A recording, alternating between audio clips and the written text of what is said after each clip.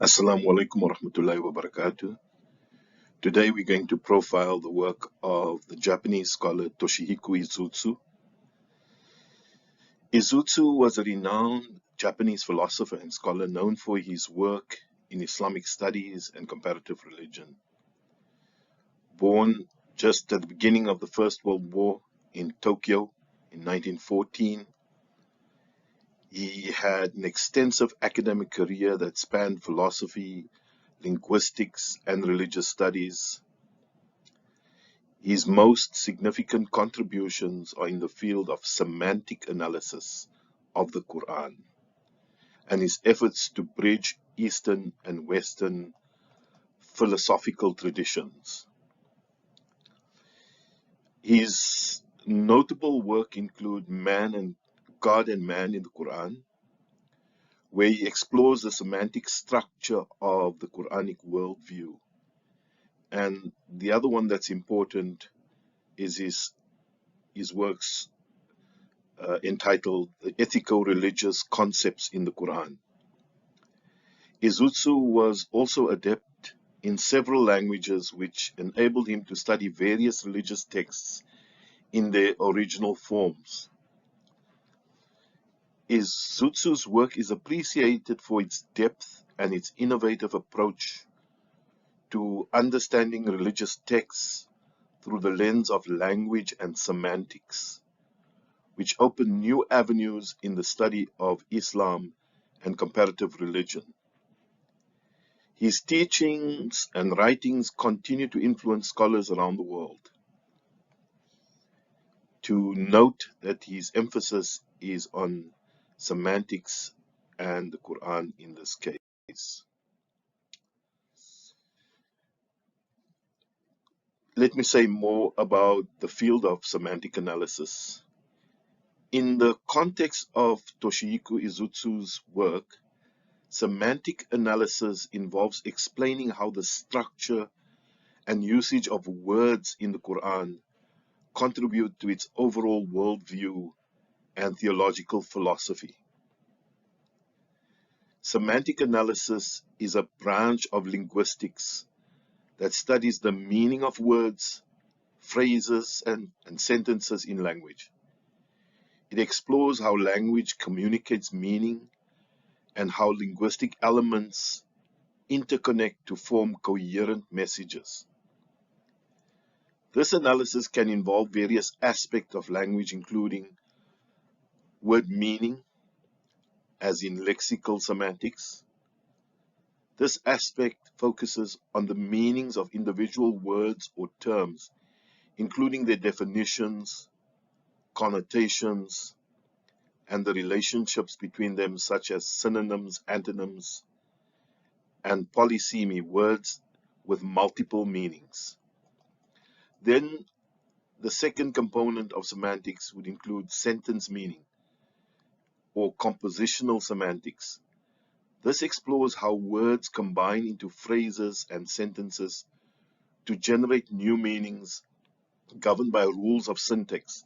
It looks at how the meaning of a sentence is derived from the meanings of its individual components. Another aspect close to this field would be pragmatics. While not strictly semantics, pragmatics intersects closely by considering how context influences the interpretation of meaning. It examines how the same words or sentences may convey different meanings in different situations based on factors like speaker intent, the listener's perception, and the situational context. I remember as a first-year student at university, I thought of the word Al-Baqarah, which is chapter 2, the beginnings of the Qur'an. And I went to South Africa and asked some of my Imam Sheikh friends, what do they understand by this Al-Baqarah? And they said it's the cow. The chapter is named after the cow. And I said, can you explain this cow? What does it conjure up in terms of an image in your mind? I said, hey, Rashid, it's a kui, man. It's a black and white cow. I said, well, there are no cows in the desert in Saudi Arabia during the 6th century, 7th century, so it has to be a she-camel. And of course, later on in the chapter, Allah subhanahu wa ta'ala speaks about the tan-skinned she-camel. So you can see how people can conjure up meanings of words, but the semantic definition of that word needs to be examined and explained. Al-Baqarah is a tan-skinned she-camel, not cow as we understand cow in everyday context. Then there's semantic fields. This involves the study of sets of words grouped by related meanings. For example, colors, emotions, or vehicles might each form a semantic field. Understanding how these groups interrelate can provide insights into the structure and categorization of concepts within a language. Semantic analysis is fundamental to examining how the structure and usage of words in the Qur'an contribute to its overall worldview and theological philosophy. So, in his work, God and Man in the Qur'an, Toshihiko Izutsu develops a sophisticated analysis centered on the semantic field of the Quranic language. His main argument revolves around the idea that the Quran creates a unique and cohesive worldview through its particular use of language. He examines how key concepts in the Quran are interlinked to form an entire system of meaning, which is distinctively Islamic.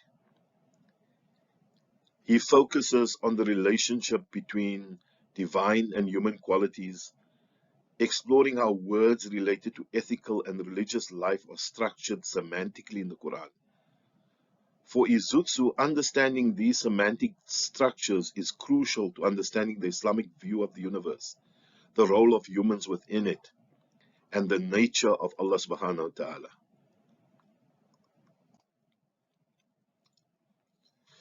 One of the key elements of Izutsu's thesis is that the Quran sets up a series of binary oppositions, such as guidance versus straying, belief versus disbelief, mercy versus wrath.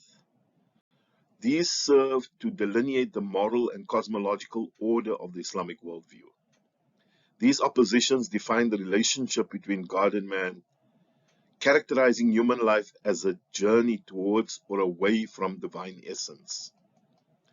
Overall, Izutsu's argument is that by analyzing the Quranic language through the lens of semantics, one can grasp the fundamental religious and ethical tensions that animate the Islamic vision of life. His approach not only sheds light on the theological implications of Quranic concepts, but also provides a broader understanding of the cultural and spiritual dynamics of the Muslim community. So some examples would be semantic field of guidance and misguidance. So Izutsu explores the semantic connections between words like guidance, hidayah, and misguidance, dalala. He illustrates how these concepts are not merely opposites, but are part of a complex semantic field that includes notions of spiritual and moral orientation in life. Izutsu points out that these words are used in the Quran in a way that defines the existential conditions under which humans operate, emphasizing the role of divine intervention in guiding or misguiding souls.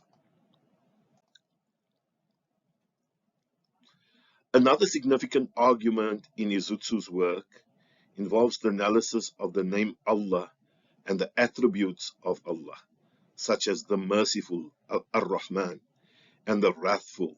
He examines how these attributes are not just descriptive, but play a functional role in the Quranic text, structuring human understanding of God's nature and His actions. The balance and tension between mercy and wrath in the Quran help frame the moral choices and destiny of human beings.